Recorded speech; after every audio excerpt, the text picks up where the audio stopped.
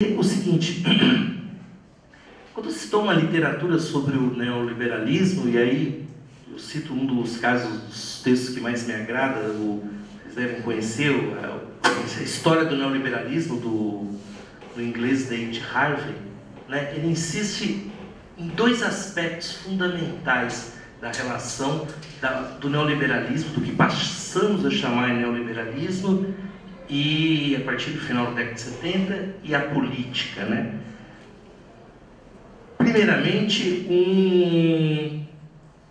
uma desconfiança imensa relacionada à própria política. O neoliberalismo, ele sempre desconfia da política como um lugar onde os conflitos imperam de tal forma que o raciocínio técnico, eficiente, a isenção do juízo perca todo o seu posto. Por isso que ele sempre desconfia de eleições. Vale lembrar o caso grego, por exemplo, que é bem recente, né, quando tanto Sarkozy quanto o presidente francês, né, Nicolas Sarkozy, e a chanceler alemã, Merkel, ficaram irritadíssimos quando os gregos propuseram um plebiscito, né, para aprovar a proposta do Banco Central Europeu, que ia pesar sobre os gregos.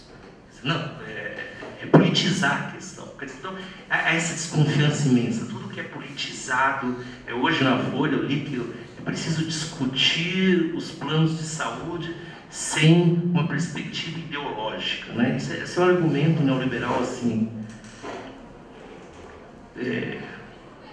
clássico, né? Como 2 e 2 são 4, né?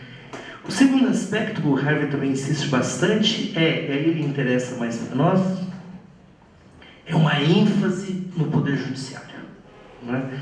Há um privilégio do judiciário, né, entre os outros poderes, da ideia de que todo conflito, toda oposição deve ser solucionada no âmbito da sociedade pela mediação dos tribunais. Se a política, de um lado, merece desconfiança porque é o lugar onde os leões se digladiam, né, a coisa tem que ser resolvida pacificamente nos tribunais. É lá que as soluções, que os remédios para todo e qualquer problema devem ser buscados por meio de um sistema legal que garanta, essa palavra é interessante, essa fórmula é interessantíssima, segurança jurídica, para que os negócios possam acontecer com tranquilidade. Essa ideia de segurança jurídica é bastante curiosa, né? Porque ela possui um momento, o Harvey, nessa história do neoliberalismo, ele retrocede, né? E ela surge num momento muito precisa, essa ideia, tal como nós a conhecemos hoje, que é a crise fiscal da cidade de Nova York na década de 70. Né?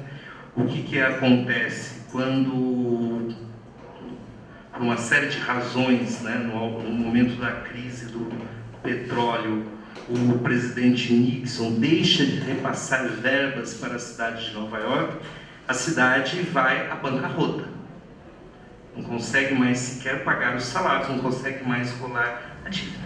Ela decreta, não decreta, né, uma cidade, mas se fosse uma empresa, decretaria falência. Né? Os credores vão para os tribunais e arrancam da prefeitura um acordo que é o seguinte: eles vão rolar a dívida e, como garantia, eles terão a arrecadação do município. E eles vão gerir a arrecadação do município. Então, tudo vai para um fundo, toda a arrecadação vai para um fundo gerido por esses credores, que pagam a si mesmos, né, as prestações devidas e repassam à prefeitura o que sobra desse montante.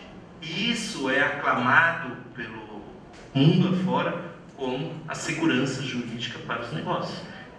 Você tem uma garantia juridicamente determinada de que cria-se uma jurisprudência de que os empréstimos feitos aos entes públicos vão ser honrados.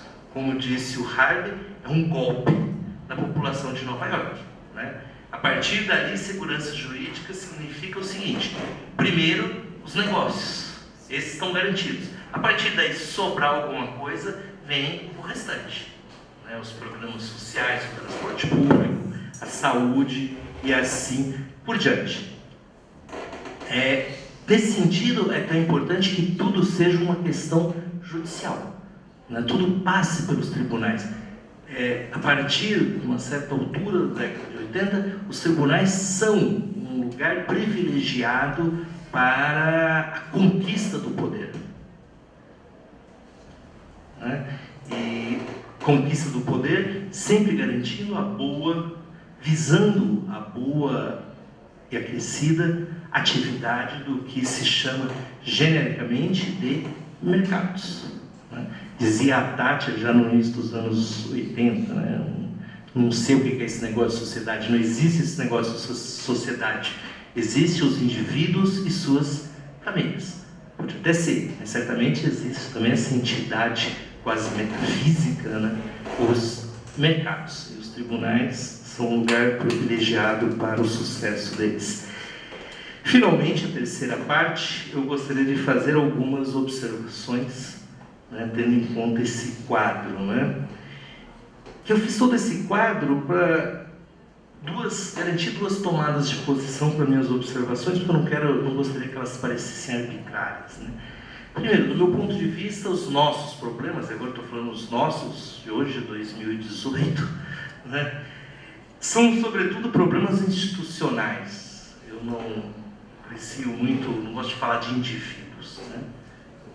O problema é qualidade, né?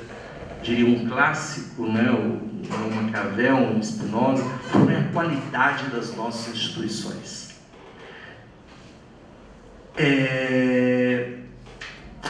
Bom, dito isso, eu resumo para concluir 3 observações, né? Como pensar o problema da representação para nós? Eu acho que eu penso que um achado importantíssimo, né, que explica, eu não diria nem eu não falo ainda da destruição da política, mas o caronchamento, assim, né, o estado de decrepitude da nossa política, talvez desde os anos 80, é aquilo que o filósofo Marcos Nobre, nos últimos tempos, vem chamando de PMDBismo. Né? Quer dizer, não necessariamente vinculado ao PMDB, mas o PMDBismo como uma certa estruturação institucional que serve como um bloqueio à atividade política da sociedade. Quem vai exercer essa função PMDBista, promovendo esse bloqueio, não é necessariamente o PMDB, pode ser outro, pode ser inclusive o PT, como foi. Eu acho que a reflexão, a interpretação que nós fazemos de 2013 é muito importante, porque eu acho que boa parte que nós vivemos hoje são ecos, para bem e para mal, de 2013. E se a gente recordar,